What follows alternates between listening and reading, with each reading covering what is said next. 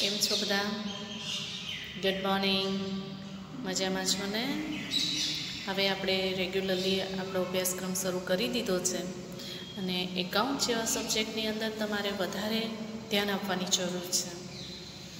એટલે જે કંઈ પણ બાબતો તમને અહીંયાથી કહેવામાં આવે, વિડીયોમાં જે સૂચન કરવામાં આવે એનો તમે વ્યવસ્થિત રીતે અમલ કરજો, જેથી કરીને તમને આસાનીથી બધું યાદ રહી જાય અને સરળતાથી તમે એને લાંબા ટાઈમ સુધી યાદ રાખી શકો. કારણ કે થિયરી પણ બહુ જ મહત્ત્વની છે. થિયરી યાદ હશે તો દાખલા તમે વ્યવસ્થિત રીતે લખી શકશો. એટલે દાખલા ગણવા માટે બેઝિકલી થિયરી તમને આવડવી જોઈએ.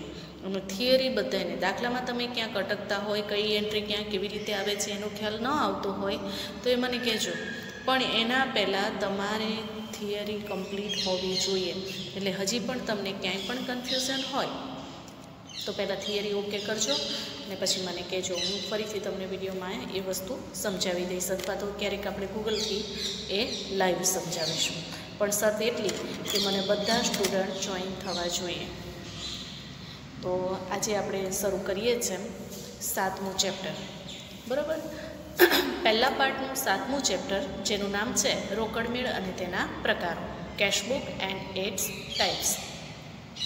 આ 7મા ચેપ્ટરની અંદર આપણે જે પેટા નોંધો ભણતા આવ્યા છીએ એમાં પેટા નોંધોમાં આપણે 4 પેટા નોંધોનો અભ્યાસ કર્યો: ખરીદ નોંધ, ખરીદ પરત નોંધ, વેચાણ નોંધ અને વેચાણ પરત નોંધ. આ એના પછીની એક પેટા નોંધ જ છે જેનો અત્યારે આપણે અભ્યાસ કરીશું. તો દરેક વિદ્યાર્થીઓએ થિયરી બહુ વ્યવસ્થિત રીતે તૈયાર કરી દેવાની. આમાં અઘરું કશું જ નથી, પણ બેઝિક તમારું ઓકે હશે, પાયો વ્યવસ્થિત હશે તો તમને દાખલા ગણવામાં પણ મજા આવશે અને વધુ સારી રીતે તમે તૈયારી કરી શકશો. તો 7મા ચેપ્ટરની અંદર સૌપ્રથમ આપણે લઈશું પ્રસ્તાવના, બરાબર? તો ઇન્ટ્રોડક્શનની અંદર આપણે અગાઉ જે પેટા નોંધો જોઈ ગયા છીએ એમાં કેટલીક પેટા નોંધોનો આપણે અભ્યાસ કર્યો, એટલે કે 4 પેટા નોંધોનો આપણે અભ્યાસ કર્યો છે. આ પ્રકરણમાં આપણે પેટા નોંધના મહત્ત્વનો પ્રકાર જે કહી શકાય તે રોકડ મેળનો આપણે અભ્યાસ કરવાના છીએ. તો તેની અંદર એ જે રોકડ મેળ છે એને કેશબુક તરીકે ઓળખવામાં આવે છે અને આ એક પ્રકારની પેટા નોંધ છે. સામાન્ય રીતે કોઈપણ પ્રકારના વ્યવસાય હોય, ધંધો હોય કે કોઈપણ પ્રકારના વ્યવહારો હોય તો તેની અંદર આ રોકડ મેળ આપણને ઉપયોગી થઈ શકે છે. એમાં એક તો ગમે તે ધંધો, વ્યવસાય કે ઉદ્યોગો કે કોઈ પણ વસ્તુ હોય, આર્થિક પ્રવૃત્તિ જ્યાં થતી હોય ત્યાં રોકડની લેવડ દેવડ થતી હોય, અને જો રોકડની લેવડ દેવડ ન થતી હોય તો ઉધાર વ્યવહારો હોય. એટલે 2 પ્રકારના વ્યવહારો અસ્તિત્વ ધરાવે છે: રોકડ વ્યવહારો અને ઉધાર વ્યવહારો. રોકડ વ્યવહાર એટલે કે કેશ ટ્રાન્ઝેક્શન કહીએ છીએ, અને ઉધાર કે શાકના વ્યવહારો જે હોય એને ક્રેડિટ ટ્રાન્ઝેક્શન કહેવામાં આવે છે, જેની ચૂકવણી ભવિષ્ય માટે મુલતવી રાખવામાં આવે છે. એટલે અત્યારે સોદો થાય છે, ચીજવસ્તુઓની સેવાઓની આપ-લે થાય છે, પરંતુ નાણાંની ચૂકવણી અમુક સમય પછી કરવાની હોય છે. એટલે આ બધા જે આપણે ઉધારીમાં જે માલ સામાન ખરીદી કરતા હોય, સેવા આપતા હોય, કોઈ પણ જેના નાણાં ચૂકવવાના અથવા તો મળવાના બાકી હોય એ બધા જ વ્યવહારોને શાકના વ્યવહારો કહેવામાં આવે છે. શાકના વ્યવહારોમાં જે નાણાં ભવિષ્યમાં ચૂકવવાના હોય છે, એટલે ભવિષ્યમાં જ્યારે નાણાં આવશે ત્યારે તે રોકડમાં પરિણમશે. એટલે ત્યારે તે વ્યવહાર કેવો બની જશે? રોકડ વ્યવહાર બની જશે. તમને અહીંયા એક એક્ઝામ્પલ આપવામાં આવ્યું છે, એને જો વ્યવસ્થિત ધ્યાનથી જોવાનું અને સાંભળવાનું, બરાબર? વ્યવસ્થિત રીતે વાંચજો. હવે એક વસ્તુ એ પણ યાદ રાખો, હું વારંવાર કહું છું, જ્યારે પણ તમે અભ્યાસ કરવા બેસો એટલે તમે તમારી ટેક્સ્ટ બુક લઈને ફરજિયાત બેસવાનું છે. અહીંયા તમને એક્ઝામ્પલ આપ્યું છે કે જો માલનું ઉધાર એટલે કે શાક પર વેચાણ કરવામાં આવે તો હાલ પૂરતો તે વ્યવહાર શાકનો વ્યવહાર છે, પરંતુ ભવિષ્યમાં નિશ્ચિત સમયે વેચાણ માટે તેની ઉપજ થાય છે અને તે સમયે ત્યારે તે ઉધાર વ્યવહાર જે છે એ રોકડ વ્યવહાર બની જશે. એટલે રોકડ વ્યવહારની અંદર આ જે વ્યવહાર ગણાતો હોવાથી એની નોંધ રોકડ મેળમાં કરવામાં આવે છે. દાખલા તરીકે તમને અત્યારે આપણે એક એક્ઝામ્પલ લઈએ કે તમે સ્ટેશનરીમાંથી 5 નોટબુક ઉધાર ખરીદી, એટલે તમે શાકનો વ્યવહાર કરો. જો 5 નોટબુક ખરીદી તમારા માટે તે ધંધો નથી, પરંતુ વેચનાર માટે તો તે વ્યવસાય છે, ધંધો છે. એટલે એ શું કરશે? એ આ ધંધો છે એનું વેચાણ થયું 5 નોટબુક, પણ એના માટે કેવો વ્યવહાર થઈ જશે? શાખનો વ્યવહાર થઈ જશે. એટલે અત્યાર પૂરતો એ શાખનો વ્યવહાર છે, પણ જેવું તમે બીજે દિવસે ત્રીજે દિવસે તમે જ્યારે કીધું હોય ત્યારે એને નાણાં આપશો ત્યારે તેના માટે તે રોકડ વ્યવહાર બની જશે. તો આવી રીતે આપણા માટે ખરીદી હોય એ સામેવાળા વ્યક્તિ માટે વેચાણ હોય છે. તો ભવિષ્યમાં જ્યારે નાણાં ચૂકવવામાં આવે ત્યારે તે રોકડ વ્યવહાર બને છે. ઇન શોર્ટ, શાખનો વ્યવહાર હાલ પૂરતો શાખનો હોય છે, નાણાંની ચૂકવણી થાય ત્યારે તે રોકડ બની જાય છે. આ વસ્તુ દરેક જણે ખાસ યાદ રાખવાની છે. હવે સૌ પહેલાં એનો અર્થ લઈએ, મિનિંગ ઓફ કેશ બુક, એટલે કે રોકડ મેળનો અર્થ. તો રોકડ વ્યવહારોની નોંધ રાખવા માટે તૈયાર કરવામાં આવતી પેટા નોંધ જે છે તેને રોકડ મેળ કહેવામાં આવે છે. રોકડ મેળમાં રોકડ વ્યવહારોની નોંધ કરવામાં આવે છે. માત્ર ને માત્ર રોકડ વ્યવહારોની જ નોંધ કરવામાં આવે છે, ત્યાં અંડરલાઇન કરી રાખજો. રોકડ આવક અને જાવકની નોંધ રોકડ મેળની અંદર કરવામાં આવતી હોય છે. અને પછી નિયત સમયને અંતે, તો નિયત સમય નીચે અંડરલાઇન કરો, નિયત સમયને અંતે તેની રોકડ શિલક કેટલી છે તે જાણી શકાય છે. આપણી પાસે કેટલી રોકડ શિલક હતી અને અત્યારે હાલમાં આપણી પાસે કેટલી શિલક અસ્તિત્વમાં છે, કેટલા ખર્ચ કર્યા અને કેટલી આપણી પાસે આવક થઈ, તે બાબત તેની અંદર આપણે જાણી શકીએ છીએ. હવે તેની રોકડ મેળ એ આમનોંધ અને રોકડ ખાતા બંનેની ગરજ સારે છે. એટલે જ્યારે રોકડ મેળ બનાવવાનો હોય ત્યારે તેની આમનોંધ લખવાની હોતી નથી. તમને જ્યારે દાખલા ગણવાના કહેવામાં આવશે અને એમ કહેવામાં આવે કે રોકડ મેળ તૈયાર કરો, તો ત્યારે તમારે આમનોંધ લખવાની હશે નહીં. બરાબર? કારણ કે રોકડ મેળ ખાતાના સ્વરૂપે તૈયાર કરવામાં આવે છે, પણ ઉધાર બાજુ આવક અને જમા બાજુ જાવક નોંધવામાં આવે છે. ઉધાર બાજુની જે સાઈડ છે તેને આય તરીકે ઓળખવામાં આવે છે અને જમા બાજુની જે છે સાઈડ તેને જાવક એટલે કે વ્યય તરીકે ઓળખવામાં આવે છે. અને ખાતાના સ્વરૂપમાં રોકડ મેળ તૈયાર કરવામાં આવે છે. આ બધી આખી લીટી યાદ રાખજો. બરાબર? તે રોકડ મેળ અને આમનોંધની ગરજ સારે છે, તે ખાતા સ્વરૂપે તૈયાર કરવામાં આવે છે. આય બાજુ આવક એટલે કે ઉધાર બાજુ આવક નોંધવામાં આવે છે, જેને આય તરીકે ઓળખવામાં આવે છે. વ્યય બાજુ જાવક નોંધવામાં આવે છે. હવે તેની ઉપયોગિતા અથવા તો તેનું મહત્ત્વ, રોકડ મેળ તૈયાર કરવા શા માટે તૈયાર કરવો જોઈએ, એટલે કે utility, importance of cash book. તો સમય અને શ્રમનો બચાવ થાય. કે રોકડ વ્યવહારો આમનોંધમાં ન નોંધીએ એટલે આમનોંધ લખવી પડતી નથી. ફટાફટ સીધી એક જ એન્ટ્રી આપવી પડે, બે એન્ટ્રી પણ ન આપવી પડે. આમનોંધ લખીએ તો આપણે ઉધાર અને જમા બંને ખાતા લખવા પડે અને તેની સાથે સાથે પાછું તેની બાબત જે પણ લખવાની, અહીંયા તમારે આ બધી વસ્તુઓ લખવી પડતી નથી, એટલે સમયનો બચાવ થાય છે. રોકડ ખાતું અલગ બનાવવું પડતું નથી, કારણ કે રોકડ મેળ એ જ એક પ્રકારનું રોકડ ખાતું છે, તેના માટે અલગથી રોકડ ખાતું તૈયાર કરવામાં આવતું નથી. અને એટલે તે રોકડ ખાતું અને આમનોંધ બંનેની ગરજ સારે છે તેમ કહી શકાય. કોણ? રોકડ મેળ. તો ફરીથી રિપીટ કરું છું, રોકડ મેળ, રોકડ ખાતું અને આમનોંધ બંનેની ગરજ સારે છે અને તેથી સમય અને શ્રમ બંનેનો બચાવ થાય છે. મહેનત પણ ઓછી પડે છે અને ઓછા સમયની અંદર તમે વધુ વ્યવહારોની નોંધ કરી શકો છો. શ્રમ વિભાજનનો લાભ, રોકડ મેળ આમનોંધથી અલગ પાડવામાં આવતો, અલગ તૈયાર કરવામાં આવે છે, એટલે તૈયાર કરવાની જવાબદારી અલગપણે કોઈ ચોક્કસ વ્યક્તિને સોંપી શકાય છે. અને એટલે એટલા પૂરતું કાર્ય આપણે બીજી વ્યક્તિને સોંપી શકીએ છીએ, એટલે શ્રમ વિભાજનનો લાભ શક્ય બને છે.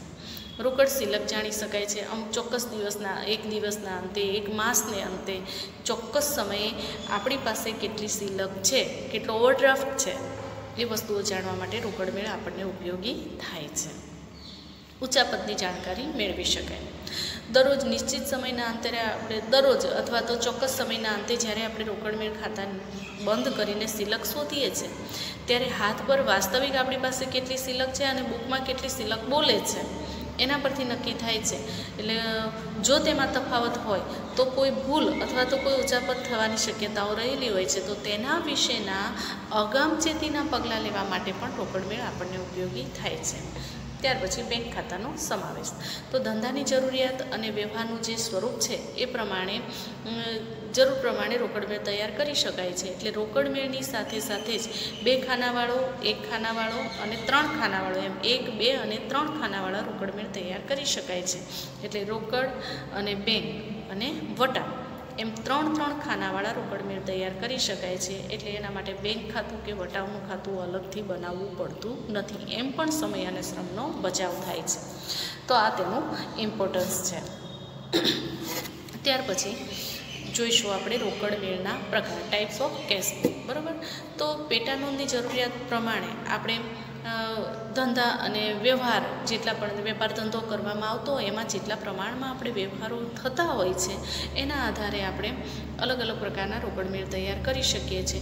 પણ એક ધંધામાં એક જ પ્રકારનો રોકડમેળ તૈયાર કરવાનો હોય છે, પણ તમે જુદા જુદા સ્વરૂપે તૈયાર કરી શકો છો. આમ તેના મુખ્ય 3 પ્રકાર છે: સાદો રોકડમેળ, 2 ખાનાવાળો રોકડમેળ અને 3 ખાનાવાળો રોકડમેળ. પણ સાદો રોકડમેળ, 2 ખાનાવાળો અને 3 ખાનાવાળો, એમાં સાદો રોકડમેળ અને 3 ખાનાવાળો રોકડમેળ જે છે એમાં સાદા રોકડમેળની અંદર માત્ર રોકડ ખાતું જ આવે છે, રોકડનું જ ખાનું બનાવવામાં આવે. 3 ખાનાવાળો રોકડમેળ છે એમાં રોકડ, વટાવ અને બેંક ત્રણેય ખાના બનાવી દેવામાં આવે છે. પણ 2 ખાનાવાળો રોકડમેળ છે એના પાછા 3 ભાગ પડે છે: રોકડ અને વટાવના ખાનાવાળો રોકડમેળ. એટલે બંને સાઈડે રોકડ અને વટાવ 2 ખાના હોય. ત્યાર પછી રોકડ અને બેંકના ખાનાવાળો, એટલે કે રોકડની સાથે બેંક, રોકડની સાથે બેંક, બંને બાજુ 2 ખાના, પણ કયું? રોકડનું અને બેંકનું ખાનું. અને ત્રીજું છે બેંક અને વટાવના ખાનાવાળો રોકડમેળ. જો બેંકના જ ટ્રાન્ઝેક્શન વધારે પ્રમાણમાં થતા હોય તો બેંક અને વટાવ, બેંક અને વટાવ આ બાજુ અને 2 બાજુ બંને બાજુ એટલા ખાના પાડવામાં આવે છે. આપણે એનો નમૂનો લઈશું ત્યારે તમને એનો એક્ઝેક્ટ ખ્યાલ આવી જશે. સૌપ્રથમ આપણે સાદા રોકડમેળથી શરૂઆત કરીએ છીએ, એટલે કે સિમ્પલ કેશ બુક જેને આપણે કહીએ છીએ. તો સાદા રોકડમેળમાં ફક્ત રોકડના વ્યવહારોની જ નોંધ કરવામાં આવે છે. તો ત્યાં અંડરલાઇન કરો. ફક્ત અને ફક્ત માત્ર રોકડ વ્યવહારોની જ નોંધ કરવામાં આવે છે. પછી તે માલ મિલકતને લગતા હોય, વ્યક્તિને લગતા હોય, ઉપજને લગતા હોય કે ખર્ચને લગતા હોય, બધા જ પ્રકારના વ્યવહારો. પણ કેવા? માત્ર રોકડ વ્યવહારો. તો તેની નોંધ કરવામાં આવે છે, જેમાં રોકડની આવક અને રોકડની જાવક, કેટલી રોકડ આપણી પાસે આવે છે અને કેટલી રોકડ આપણી પાસેથી જાય છે તે વિગતની નોંધ તેની અંદર કરવામાં આવે છે. તો એક એ વસ્તુ ખાસ યાદ રાખવાની, રોકડની આવક અને જાવક, માત્ર અને માત્ર રોકડ, એની જ નોંધ કરવામાં આવે છે. રોકડમેળનું સ્વરૂપ ખાતા જેવું હોવાથી તેને 2 ભાગમાં વહેંચી દેવામાં આવે છે. જો અહીંયા નીચે તમને નમૂનો આપેલો છે, તે નમૂના પર ધ્યાન આપો. જો તો વચ્ચે એક ડાર્ક લાઈન બનાવેલી છે. આ ડાર્ક લાઈન છે ત્યાંથી તેના 2 ભાગ પડે છે. આ જે છે ભાગ એ ઉધાર બાજુ છે, જેને આપણે આઈ તરીકે ઓળખીએ છીએ, અને જે બીજો ભાગ છે ડાર્ક લાઈન પછીનો એ વ્યય છે, જેને આપણે જાવક તરીકે ઓળખીએ છીએ. બરાબર. તો હવે હું જે બોલતી જાઉં એને તમે આવી રીતે જોતા જજો, એટલે તમને તરત જ ખ્યાલ આવી જશે. તો એક તો ખાતું છે, રોકડ મેળની ગરજ સારે, રોકડ ખાતાની સ્વરૂપ ગરજ સારે છે, એટલે આપણે રોકડ ખાતું અલગથી બનાવવું પડતું નથી. રોકડ આવે ત્યારે આય બાજુ અને જાય ત્યારે વ્યય બાજુ નોંધવામાં આવે છે. જો ખાસ યાદ રાખજો, આવે તે ઉધાર, જાય તે જમા, કારણ કે રોકડ એ માલ મિલકતનો પ્રકાર છે અને માલ મિલકતના નિયમ પ્રમાણે આવે તે ઉધાર, જાય તે જમા. તો રોકડ આવે ત્યારે ઉધાર બાજુ નોંધવાની અને રોકડ જાય ત્યારે જમા બાજુ નોંધવાની. તો આવી રીતે આવક અને જાવક બંને નોંધવામાં આવે છે. રોકડની આવક કરતાં જાવકનું પ્રમાણ ક્યારેય વધારે હોઈ શકે નહીં. ત્યાં અંડરલાઇન કરીશું. સાદો રોકડ મેળ હંમેશા રોકડ મેળમાં રોકડ સિલક જ હોઈ શકે, રોકડ ઓવરડ્રાફ્ટ ક્યારેય હોય નહીં. તમારા ખિસ્સામાં 5000 રૂપિયા હોય તો તમે 5000 રૂપિયા જ રોકડા વાપરી શકો. 5000ની ઉપર 1 રૂપિયો પણ તમે વાપરી શકો નહીં, કારણ તમારી પાસે છે જ નહીં. બરાબર. પછીનો જે વ્યવહાર થશે કેવો હશે? શાખનો. તમે એમ કહી શકો વ્યવહાર તમે અનલિમિટેડ ગમે તેટલા કરી શકો છો, પણ ત્યારે તમારે નાણાંની ચૂકવણી મુલતવી રાખવી પડે. એમ કહેવું પડે, ભાઈ કાલે આપી દઈશ, સાંજે આપી દઈશ, હમણાં આપી દઈશ, પણ અત્યારે મારી પાસે નથી. ટૂંકમાં હાલના તબક્કે તાત્કાલિક ધોરણે તમે માત્ર 5000 રૂપિયાનો જ ખર્ચ કરી શકશો, વધારાનો નહીં કરી શકો. એટલે તમારી પાસે આવક હોય એટલી જ તમે જાવક કરી શકો, એનાથી વધારેની ન થઈ શકે. એના પછીના વ્યવહારો થઈ શકે, પણ એ બધા જ વ્યવહારો શાખના વ્યવહારો હશે. એટલે આવક કરતાં જાવક ક્યારેય વધારે હોઈ શકે નહીં. એટલે હંમેશા રોકડ ખાનું બનાવો, રોકડ મેળ બનાવો એટલે રોકડ ખાનાનો આય બાજુનો સરવાળો જ પહેલાં કરવાનો. બરાબર? તો આવી રીતે બંને બાજુનો સરવાળો કરવાનો. જે વધારે સરવાળો હોય એ સરવાળો નીચે બંને સાઈડે લખી નાખવાનો અને તેમાંથી ઓછો સરવાળો, જાવક બાજુનો સરવાળો ઓછો હોય એટલે જાવક બાજુનો સરવાળો તેમાંથી માઇનસ કરવાનો અને જે તફાવત આવે એ તમારી સિલક. એટલે આવક તમારી જેટલી છે એમાંથી તમે જેટલી જાવક કરી, જે ખર્ચ કર્યો એ તમે માઇનસ કરી દીધો એટલે સિલક તમારા ખાતામાં આટલી હોવી જોઈએ. રોકડ તમારું જે ગલ્લામાં પડ્યું હોય ત્યાં તમારી પાસે એટલા રૂપિયા હોવા જોઈએ. દાખલા તરીકે 50,000ની તમારી આય છે, આવક, અને 47,000ની તમારી જાવક છે, તો તમારા ગલ્લામાં 3,000 રૂપિયા પડેલા હોવા જોઈએ. ખ્યાલ આવી ગયો બધાને? આ વસ્તુ દરેક જણ બહુ જ વ્યવસ્થિત રીતે યાદ રાખજો. હું વધુ વિડીયો એટલા માટે પ્રિફર કરું છું કારણ કે જો ગૂગલ મીટમાં કરીએ તો હું બોલી જાઉં, તમે સાંભળી જાઓ, પણ એ વસ્તુમાં તમને તાત્કાલિક ખ્યાલ ન આવે તો તમને તકલીફ પડે. અહીંયા શું થશે કે આપણે બોલેલું જે વિડીયોમાં હું તમને જે કંઈ પણ કહું છું એ તમે ફરીથી સાંભળી શકો, ટેક્સ્ટ બુક સાથે તેની સરખામણી કરીને એને ફરીવાર સમજી શકો. જે લાઈન તમને ન સમજાતી હોય તો તમે ફરીથી પણ સાંભળી શકો અને તમે તે શીખી શકો. એટલા માટે આપણે વિડીયો પર વધારે ભાર આપીએ છીએ. ગૂગલ મીટની અંદર આપણે કન્ટેન્ટ પણ વધારે ન ખેંચી શકીએ અને સાથે સાથે આ વસ્તુ પણ તમને તકલીફ પડશે. એટલે હું જ્યારે કહું ત્યારે તમારે એકાઉન્ટનો લેક્ચર ભરવા બેસો એટલે તમારે ટેક્સ્ટ બુક, તમારી નોટબુક, પછી તમારી સ્કેલથી માંડીને, જો કે સ્કેલની જરૂર જ નહીં પડે, હું કહું એ રીતે તમારે કરવાનો, પેજ ફોલ્ડ કરવાના મેં તમને શીખવાડ્યા છે, એવી રીતે તમે કરશો તો તમારે સ્કેલની હાલના તબક્કે તો જરૂર નહીં જ પડે. પછી તમારે પાછળથી એને ખાના ગાળવા હોય તો તમે કરી શકો છો, પણ એની જરૂર નથી. તો આવી રીતે તમારે બધી જ વસ્તુઓ લઈને બેસવાનું. તો રોકડ મેળમાં ઉધાર બાજુ રોકડ સિલક જે હોય એ ઉધાર, જે બાજુનો સરવાળો વધારે હોય તે બાકી કહેવાય અને રોકડ મેળની હંમેશા ઉધાર બાકી જ હોય. હા, બેંક ખાતાની ઉધાર કે જમા બંને બાકી હોઈ શકે કારણ કે બેંકમાં એવી સવલત છે, તમને તમારા નાણાં હોય એના કરતાં વધારે નાણાં ઉપાડવાની બેંક તમને સગવડ આપે છે. એના માટે તમારે મંજૂરી લેવી પડે, પણ એ વધારાના નાણાં જે ઉપાડીએ છીએ એને શું કહેવામાં આવે છે? ઓવરડ્રાફ્ટ. તો બેંક ખાતામાં બેંક સિલક અથવા બેંક ઓવરડ્રાફ્ટ બંને વસ્તુમાંથી કોઈ પણ એક હોઈ શકે છે. બંને વસ્તુ ક્યારેય એકસાથે ન હોય એ પણ યાદ રાખવાનું છે. તો હવે નમૂનો સમજીએ. નમૂનામાં સૌથી પહેલાં જો ઉપરનું હેડિંગ જુઓ, સાદા રોકડ મેળનો નમૂનો. બરાબર? હવે જ્યારે તમે લખો ત્યારે શ્રી, કારણ કે વ્યક્તિનું નામ લખીએ છીએ અને વ્યક્તિનું નામ લખીએ એટલે તેની આગળ આપણે શ્રી લગાવીએ છીએ. બરાબર? શ્રી ખાલી જગ્યાનો રોકડ મેળ. હવે શ્રી પછી ખાલી જગ્યા જે છે એ તમે જે તે વ્યક્તિ એટલે પેઢી, ધંધાદાર વ્યક્તિ, માણસ પણ હોઈ શકે, કોઈ મોટી કંપની પણ હોઈ શકે, કોઈ ધંધો પણ હોઈ શકે, કોઈ વ્યવસાય પણ હોઈ શકે. મેં અગાઉ પણ તમને કીધેલું છે કે કોઈ પણ એકમ હોય તો એ નામથી ઓળખાય છે અને કાયદેસરની કૃત્રિમ વ્યક્તિ તરીકે ઓળખવામાં આવે છે. તો ત્યાં તમારે જે તે એકમનું નામ લખવાનું છે. બરાબર? અને એકમ કોઈ વ્યક્તિના નામથી ચાલતું હોય તો ત્યાં વ્યક્તિનું નામ આવશે, પણ ટૂંકમાં શ્રી ખાલી જગ્યા એટલે જે દાખલામાં રકમ વખતે તમને જે એકમ કે વ્યક્તિનું નામ આપેલું હોય તે નામ તમારે ત્યાં લખવાનું છે.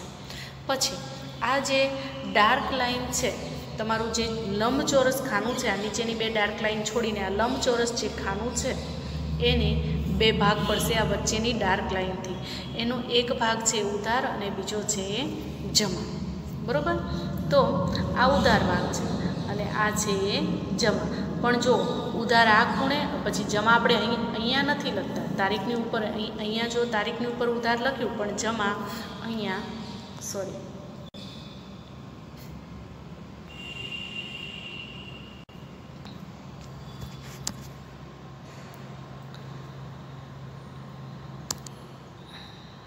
એક જ મિનિટ હો.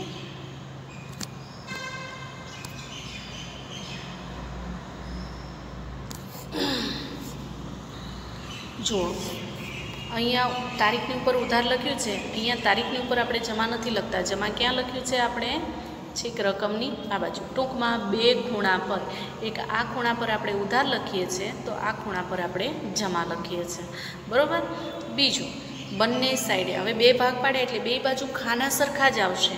અહીંયા તારીખ, અહીંયા તારીખ, પછી વિગત, પહોંચ નંબર, વાઉચર નંબર, પછી ખાપા, રકમ રૂપિયામાં. અહીંયા સૌ પ્રથમ શરૂની સિલક આવશે અને આ બાજુની સાઈડે સૌથી નીચે આખર સિલક આવશે. શરૂઆત છે એટલે શરૂની સિલક ઉપર આવે, આખર એટલે અંતે આખર સિલક હંમેશા નીચે આવે. આ શબ્દ સમજશો ને તોય તમને ખ્યાલ આવી જશે. શરૂની સિલક શરૂઆત છે એટલે સૌથી ઉપર, આખર એટલે સૌથી છેલ્લી. બરાબર. શરૂની સિલક શરૂઆતમાં હોય એટલે સૌથી ઉપર, આખર સૌથી અંતે એટલે આખર સિલક. બરાબર. પછી શરૂની સિલક આપણે આગળની ખેંચીએ છીએ એટલે બાકી આગળ લાવ્યા એમ લખવાનું, અને આખર સિલક હવે પછીનો બીજો રોકડ મેળ જ્યારે બનશે ત્યારે પાછી આપણે એમાં કેરી ફોરવર્ડ કરવાની છે, એટલે ત્યારે ત્યાં બાકી આગળ લઈ ગયા એમ લખવાનું છે. બરાબર. હવે આય કે આવક જેટલી પણ થાય એ બધી આપણે ઉધાર બાજુ લખવાની છે, અને વ્યય એટલે કે જાવક જેટલી થાય એ બધી આપણે જમા બાજુ લખવાની છે. પછી છેલ્લે આ જે રકમનું ખાનું છે ત્યાં તમારે અહીંયા ટોટલ કરવાનો છે. બરાબર. બંને બાજુ એમાંથી ઉધાર બાજુનો સરવાળો પહેલાં કરી દેવાનો અને એ સરવાળો બંને સાઈડે લખી દેવાનો. મેં તમને એક્ઝામ્પલ આપી ત્યારે મેં તમને એમ કીધું હતું કે 50,000 નહીં આવે. બરાબર. તો બંને સાઈડે પહેલાં અહીંયા 50,000 લખી નાખવાના. પછી જાવકમાં તો તમારી ઓલરેડી 47,000ની નોંધ હશે જ, બાકીના ઘટ્યા 3,000 એ પછી 47,000ની નીચેની જે જગ્યા છે 50,000 તમે લખ્યા એની ઉપર તમારે 3 લખવાના, એટલે બંને બાજુનો સરવાળો તમારો થઈ જશે 50,000. બરાબર. તો આવી રીતે તમારે લખવાનું રહેશે. તો આ અહીંયા આપણો જે નમૂનો છે એને સમજી લઈએ કે કઈ કઈ બાબતો આપણે તેની અંદર લખીએ છીએ. બરાબર. તો એ મેં તમને નમૂના દ્વારા સમજાવી દીધું છે. આ નમૂનો તમારે વ્યવસ્થિત રીતે મોઢે કરી નાખવાનો છે, કારણ કે પરીક્ષામાં એવું પણ પૂછાતું હોય છે કે રોકડ મેળનો નમૂનો આપી સમજાવો. તો આ નમૂનો તમારે દોરવાનો અને પછી નીચે તમને આ જે થિયરી આપેલી છે એ થિયરી તમારે લખવાની છે. બરાબર. હવે જો આય કે આવક બાજુ ઉધાર બાજુ જે છે એમાં શરૂઆતમાં આપણે શરૂની રોકડ સિલક લખીએ છીએ અને બાકી આગળ આવ્યા એમ લખીએ છીએ. પહેલાં લખીશું તારીખનું ખાનું. તારીખના ખાનામાં જે તે વ્યવહારની તારીખ લખવામાં આવે છે, વર્ષ અને માસ સહિત. વિગતના ખાનામાં આવક જે કંઈ પણ થઈ હોય તેની વિરુદ્ધ ખાતું લખવામાં આવે છે. દાખલા તરીકે ભાડું મળ્યું તો રોકડ આપણી પાસે આવી એટલે પણ શાની મળી? ભાડાની. તો રોકડ ખાતે એની આમ નોંધ શું થશે? રોકડ ખાતે ઉધાર તે ભાડા ખાતે. તો રોકડ ખાતાની ઉધાર બાજુ ભાડા ખાતે એમ લખવાનું. બરાબર.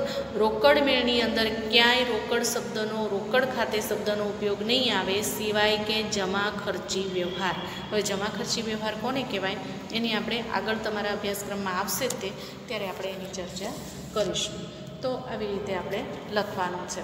બરાબર. પછી બિલ નંબર જે હોય એ લખવાનો છે. ખાપાની અંદર ખાતા વહી પાન નંબર લખવાનો છે, એટલે અત્યારે આપણે ખાતા વહી પાન નંબર લખવાનું આવશે નહીં, પણ એનો મતલબ એવો નથી કે આપણે ખાપાનું ખાનું નહીં બનાવવાનું. ખાપાનું ખાનું ફરજિયાત આપણે બનાવવાનું છે.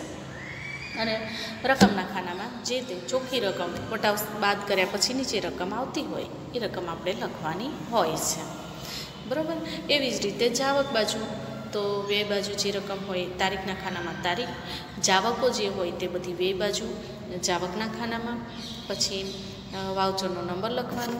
ખાપાનું ખાનું હંમેશા ખાલી રહેશે. ત્યાર પછી રકમ જે ચોખ્ખી રકમ હોય વટાવ બાદ કર્યા પછીની તે આપણે લખવાની છે. હવે રોકડ સિલકની આખાની બાકી શોધવાની હોય તો કેવી રીતે શોધવાની એ મેં તમને એક્ઝામ્પલ દ્વારા સમજાવ્યું કે 50,000 રૂપિયા હોય તે 50,000માંથી 47ની જાવક થઈ તો એ કયા કયા વિષયના સંદર્ભમાં તમારે ક્યાં ક્યાં કેટલી જાવક થઈ એ બધી એની નોંધ આવે અને તફાવતની રકમ આપણે શોધવાની હોય છે. હવે જુઓ, તમને પહેલું ઉદાહરણ આપેલું છે. આ ઉદાહરણ છે એના પરથી તમારે દાખલો ગણવાનો છે. અત્યારે હું તમને ઉદાહરણ સમજાવી દઉં છું.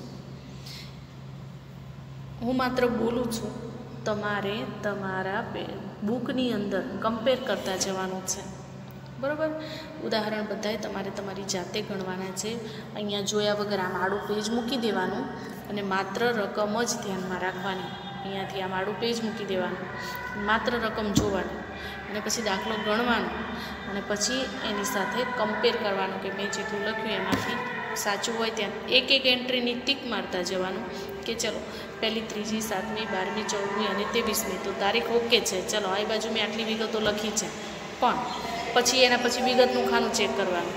તો વિગતના ખાનામાં વેચાણ ખાતું, મૂડી ખાતું, કમિશન, મહેશ, રમેશ બધું બરાબર છે તો ઓકે. ત્યાં જેટલું ઓકે હોય ત્યાં ટીક મારતા જાઓ, ખોટું હોય ત્યાં રાઉન્ડ કરતા જાઓ. પછી 5 નંબર તો આમાં આપેલો નથી એટલે લખવાનો થતો નથી. ખાપા અત્યારે આપણે લખતા નથી. રકમનું ખાનું છે તો રકમનું પછી ત્યાં ટીક મારતા જવાનું કે પહેલી તારીખમાં 5000, ત્રીજીમાં 3000 અથવા તો જો એમ નથી કરતા તો સળંગ લેવાનું પહેલી તારીખ. તો આ બાજુ આવે પહેલી તારીખ તો તારીખના ખાનામાં પહેલી તારીખ લખી છે, બાકી આગળ લાવે એવું લખ્યું છે અને કેટલા રૂપિયા 5000 લખ્યા છે. તો એ આખી આડી લાઈન તમારે ચેક કરવાની. કેટલે સુધીની? અડધે સુધીની. એવી જ રીતે બે બાજુનું ચેક કરવાનું. એનો અર્થ એ થયો કે તમે જ્યારે જ્યારે દાખલો ગણો છો ત્યારે તમે એક એક વ્યવહાર ચેક કરતા રહેતા હોવાને લીધે જ્યાં જ્યાં ભૂલ થઈ હશે ને તરત જ તમને ખ્યાલ આવી જશે. દાખલા તરીકે તમે 7મા વ્યવહારમાં ભૂલ કરી, મૂડી ખાતું છે એના બદલે તમે વ્યક્તિનું નામ લખી નાખ્યું કે એને કાંઈ પણ નામ લખ્યું તો તમને ખ્યાલ આવી ગયો કે અહીંયા તો મૂડી ખાતે આવે. તો કેમ મૂડી ખાતે આવે? કેમ કે ધંધામાં મૂડી લાવે છે માટે મૂડી ખાતું આવે છે. તે વસ્તુ તમારી ત્યાં જ ક્લિયર થઈ જશે. ફરીથી તમે ગમે ત્યારે દાખલો ગણશો ને એટલીસ્ટ એ પોઈન્ટ પૂરતી તો તમારે ભૂલ નહીં જ થાય. એટલે તમારે આ વસ્તુ દરેક વખતે યાદ રાખવાની છે. એવી જ રીતે બે બાજુની ચેક કરવાની. એટલે જ્યાં જ્યાં તમારી ભૂલ થતી હશે એ ભૂલ ફરીવાર નહીં થાય, તમને એ વસ્તુનો ત્યાં જ ખ્યાલ આવી જશે. નહીંતર બનશે એવું કે તમે આમ ગણી નાખ્યું, જોઈ નાખ્યું, વાંચી નાખ્યું, ફરી જ્યારે દાખલો જોયા વગર ગણવાનો થશે ત્યારે તમને ખ્યાલ નહીં આવે. ક્યાંક કોઈક એવી જગ્યા આવશે જ્યાં તમે અટકી જશો. બધું જ નહીં આવડે એવું પણ નથી, પણ ત્યાં તમે અટકી જશો. એટલે ઉદાહરણ તમારે બધા જ ઉદાહરણ ગણવાના અને ત્યાં સુધી ગણવાના જ્યાં સુધી એક પણ ભૂલ ન પડે. બરાબર? માત્ર રોકડ મેળના ઉદાહરણ નહીં, બધા જ સ્વાધ્યાયના જેટલા પણ ચેપ્ટર્સ છે એ બધાય ચેપ્ટરના જેટલા પણ ઉદાહરણ આપેલા છે બધા જ ઉદાહરણ તમારે જોયા વગર ગણવાના.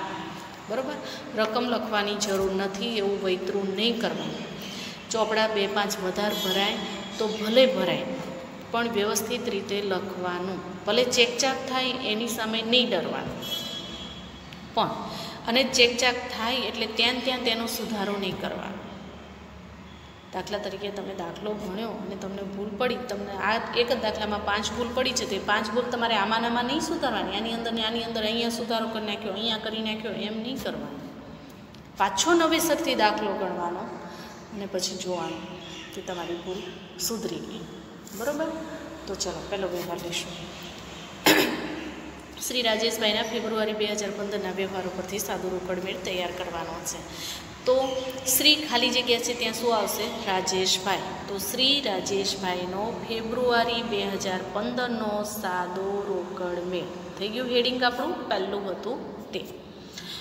હવે 2015 તારીખના ખાનામાં લખવાનું, બંને સાઈડે આપણે લખી નાખશું. હવે પહેલાં તો આપણે ખાતું બનાવીશું અને પછી અહીંયા ઉધાર અને અહીંયા જમા, એમ બે કોર્નર પર ઉ અને જ.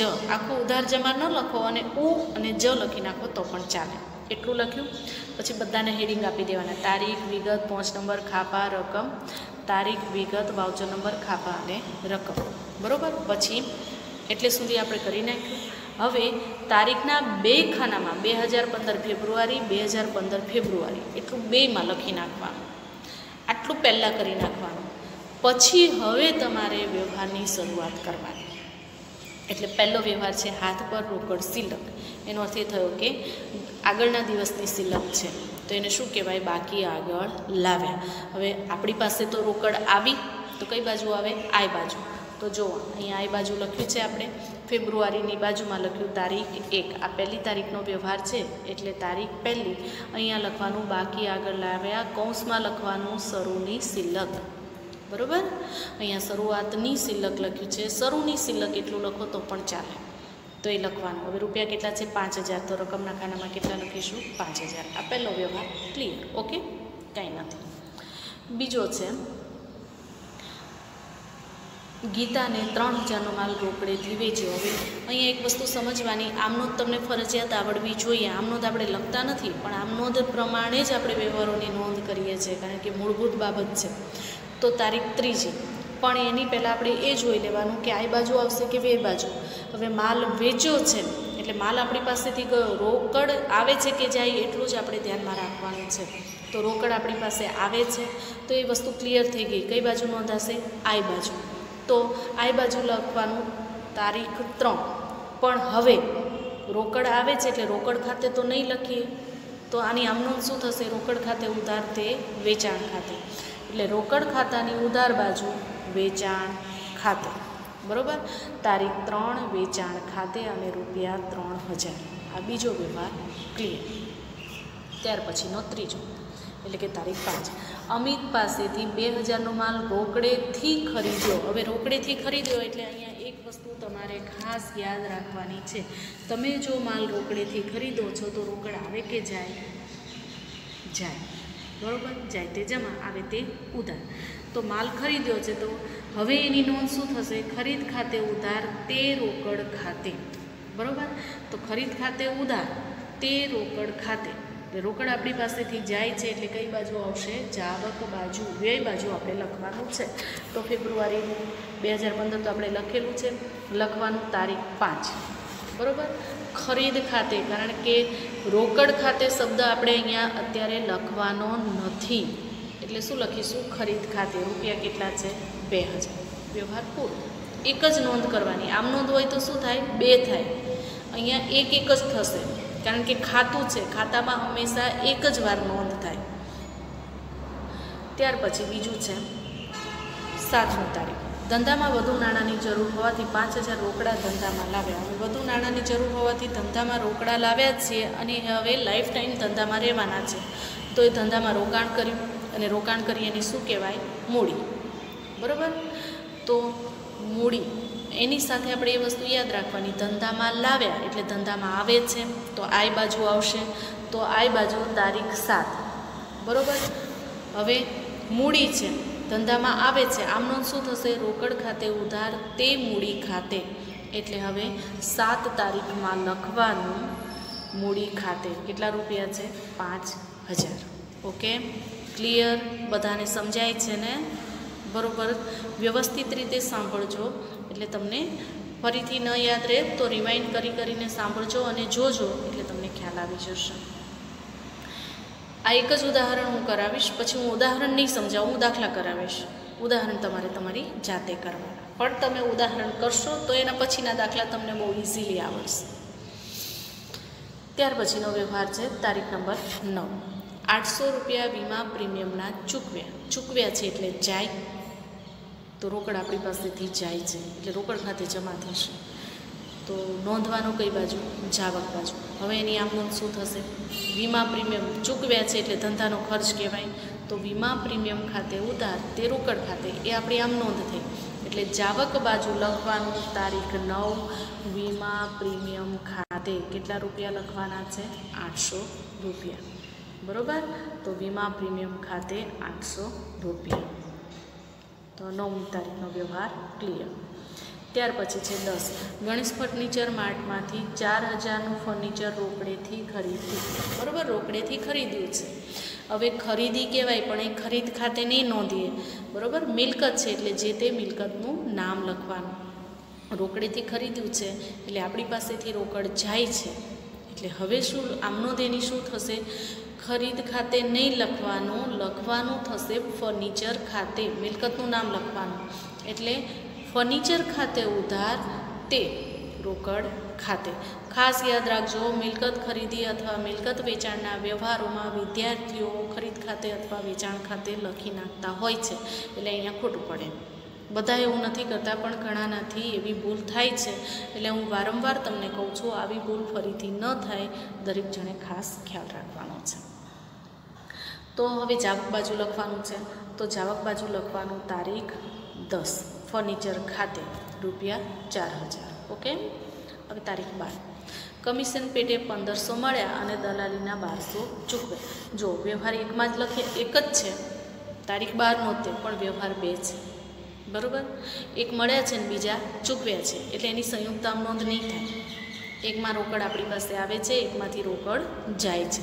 તો કમિશન પેટે મળ્યા એટલે રોકડ આપણી પાસે આવે છે, એટલે આઈ બાજુ આપણે લખીશું તારીખ 12, બરાબર. શાના મળ્યા છે? કમિશનના. તો જે તે ઉપજનું નામ લખવાનું, એટલે લખીશું કમિશન ખાતે, બરાબર. તારીખ 12 કમિશન ખાતે 1500. એવી રીતે હવે ચૂકવ્યા છે એટલે સીધું વ્યય બાજુ જતું રહેવાનું. વ્યય બાજુ લખવાનું તારીખ 12 શાના ચૂકવ્યા છે? દલાલીના, બરાબર. દલાલી ખાતે ઉધાર તે રોકડ ખાતે, એટલે રોકડ ખાતાની જમા બાજુ દલાલી ખાતે 1200 રૂપિયા. ત્યાર પછી આવશે તારીખ 14 મહેશ પાસેથી લેણા પૈકી 3000 મળ્યા, એટલે રોકડ આપણી પાસે આવી, એટલે આ બાજુ લખવાનું. આપનાર કોણ છે? વ્યક્તિનું નામ છે. વ્યક્તિ ખાતાના નિયમ પ્રમાણે આપનાર ખાતે જમા. આપનાર વ્યક્તિનું નામ લખવાનું. અહીંયા વ્યક્તિ કોણ છે? મહેશ. તો હવે આપણી આમ નોંધ શું થશે? રોકડ ખાતે ઉધાર તે મહેશ ખાતે, એટલે રોકડ ખાતાની ઉધાર બાજુ તારીખ લખવાની 14, મહેશ ખાતે લખવાના 3000. ત્યાર પછી છે ધંધા માટે યંત્ર ખરીદ્યું. યંત્ર ખરીદ્યું છે એટલે રોકડા આપણી પાસેથી ગયા, બરાબર. તો વ્યય બાજુ લખવાનું, તારીખ લખવાની 20. આમ નોંધ પ્રમાણે શું થશે? યંત્ર છે એટલે યંત્ર ખાતે ઉધાર તે રોકડ ખાતે, એટલે અહીંયા લખવાનું તારીખ 20 યંત્ર ખાતે 2000 જમા બાજુ. ત્યાર પછી છે પગારના 1000 અને લારી ભાડાના 200.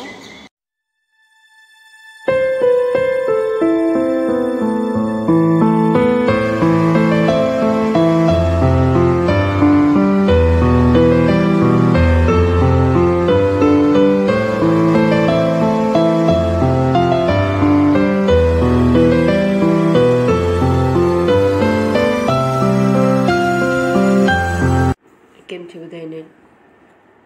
હવે જો આપણે 30% અભ્યાસક્રમ છે એ ગવર્મેન્ટે રદ કર્યો છે. આમ તો બધાને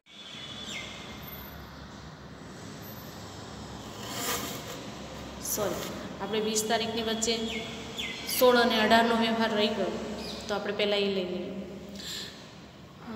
મહેશ પાસેથી લેણા મળ્યા એ 3000ની નોંધ આપણે કરી નાખી. પગારના 1000 અને લારી ભાડાના 200 ચૂકવ્યા. આ બંને ચૂકવ્યા છે એટલે સંયુક્ત આમ નોંધ થઈ શકે, બરાબર.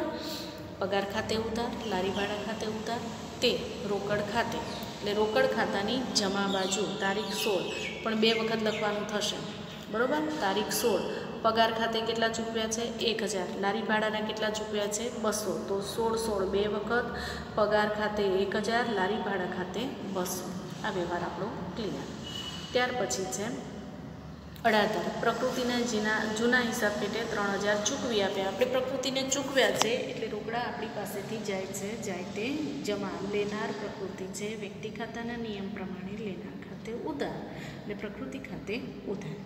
તો હવે અહીંયા રોકડ આપણી પાસેથી જાય છે એની આમ નોંધ શું થશે? પ્રકૃતિ ખાતે ઉધાર તે રોકડ ખાતે. હવે પ્રકૃતિ ખાતે ઉધાર તે રોકડ ખાતે, એટલે રોકડ ખાતાની એટલે કે રોકડ મેળની જમા બાજુ તારીખ લખીશું 18. તો જુઓ અહીંયા તારીખ 18 પ્રકૃતિ ખાતે 3000 વ્યવહાર પૂરો. ઉલટાનું આમ નોંધ કરતાં પણ બહુ જલ્દીથી અને સરળતાથી લખી શકીએ છીએ, એટલે જ તો સમય અને શ્રમનો બચાવ થાય છે તેમ કહી શકાય. ચલો યંત્રની નોંધ તો આપણે કરી નાખી છે. હવે તારીખ 23 ધંધામાં વધુ નાણાંની જરૂર પડતા રમેશભાઈ પાસેથી 10,000ની 10%ના વ્યાજના દરે લોન લીધી, બરાબર. હવે લોન છે એટલે લાઈફ ટાઈમ સુધી આપણી પાસે રહેવાની નથી. અમુક સમય મર્યાદા પછી આપણે લોન પરત ચૂકવી દેવાની હોય છે. અહીંયા આમ નોંધ થશે લોન લીધી છે એટલે રોકડા ધંધામાં આવે છે એટલે રોકડ ખાતે ઉધાર તે રમેશભાઈની 10%ની લોન ખાતે એમ લખવાનું, બરાબર. તો હવે રોકડ મેળની આઈ બાજુ એટલે કે ઉધાર બાજુ તારીખ લખીશું 23 રમેશભાઈની 10%ની લોન ખાતે કેટલા રૂપિયા છે? 10,000 રૂપિયા, બરાબર. હવે રોકડ ખરીદી તારીખ આવશે 26. રોકડ ખરીદી એટલે ખરીદ ખાતે ઉધાર તે રોકડ ખાતે, તો રોકડ મેળની કઈ બાજુ થઈ જશે? જમા બાજુ એટલે વ્યય બાજુ. તો તો અહીંયા લખવાનું તારીખ 20, સોરી 26 તારીખ છે ને, હા તારીખ 26, એટલે 26 તારીખ ખરીદ ખાતે કેટલા રૂપિયા લખીશું? 7,000. બરાબર. હવે ત્યાર પછી છે વ્યવહાર નંબર 28, એટલે કે તારીખ 28. પ્રાઇમ કોઓપરેટિવ બેંકમાં 3,000 ભર્યા, બેંકમાં ભર્યા છે. બરાબર. પ્રાઇમ કોઓપરેટિવ બેંકમાં ભર્યા છે એટલે અહીંયા સાદો રોકડ મેળ છે, બેંકનું ખાનું નથી, નહીં તો જમા ખર્ચી વ્યવહાર થઈ જાય. પણ અત્યાર પૂરતો આપણે સાદો રોકડ મેળ હોવાને લીધે થઈને બેંકમાં ભર્યા છે એટલે રોકડ આપણી પાસેથી જાય છે, બેંક લેનાર છે તો બેંક ખાતે ઉધાર, તે રોકડ ખાતે. તો રોકડ મેળની કઈ બાજુ લખીશું? જમા બાજુ. તારીખ 28 લખીશું બેંક ખાતે, કૌંસમાં લખીશું પ્રાઇમ બેંક, જેથી કરીને આપણને યાદ રહે. કારણ કે ધંધાની અંદર એક કરતાં ઘણા બધા ખાતાઓ અસ્તિત્વ ધરાવતા હોય, કારણ કે ઘણા બધા બેંકમાં આપણે એકાઉન્ટ હોય. એક જ બેંકમાં એક કરતાં વધારે એકાઉન્ટ હોઈ શકે અને એક જ એકમના જુદી જુદી બેંકોમાં પણ ખાતા હોઈ શકે, અને એટલા માટે જે તે બેંકનું નામ આપણે કૌંસમાં લખવાનું અને રૂપિયા લખીશું 3,000. હવે જુઓ બધાનું ટોટલ કેટલું થયું? 27,500. તો બંને સાઈડે 27,500 27,500 લખી નાખવાના. એમાંથી આ બધો સરવાળો આટલે સુધીનો 3,000 સુધીનો તમારો જે સરવાળો છે, આ 3,000 સુધીનો એ 27,500માંથી માઇનસ કરવાનો, એટલે તમારો તફાવત આવશે 3,300. આ 3,300 જે છે એ તમારી આખરની સિલક કહેવાશે, એટલે એને તમારે અહીંયા લખવાનું. છેલ્લી તારીખે જે વ્યવહાર કર્યો હોય એ તારીખ તમારે લખવાની આવશે. છેલ્લી તારીખ વ્યવહાર કયો છે? 28 તારીખનો, એટલે અહીંયા પણ શું આવશે? 28 તારીખ. આખરની સિલક શું લખવાનું? બાકી આગળ લઈ ગયા 3,300, એટલે બંને બાજુનો સરવાળો તમારો થઈ જશે 27,500 27,500. એ જ પાછું આગળના દિવસે 12 ખેંચવાનું, એટલે કે 29 તારીખે પાછું. પણ અહીંયા ફેબ્રુઆરી છે ને, એટલે ફેબ્રુઆરીએ આખર તારીખ થઈ ગઈ, એટલે 1 માર્ચે પાછી આ જે આખરની બાકી હતી એ શું થઈ જશે? શરૂની બાકી. એટલે અહીંયા સરવાળાની લાઈન પછી નીચેની લાઈનમાં લખવાનું બાકી આગળ લાવ્યા 3,300, એટલે કે ગલ્લામાં આપણી પાસે હજી 3,300 પડ્યા છે. અહીંયા આટલું લખો ત્યારે તમારો દાખલો પૂરો થાય. બરાબર. તો તમને બધાને ખ્યાલ આવી ગયો હશે, સમજાઈ ગયો હશે. અહીંયા આપણે આપણો આ લેક્ચર પૂરો કરીએ છીએ. બાકીની ચર્ચા હવે પછીની આપણે બીજા લેક્ચરમાં કરીશું.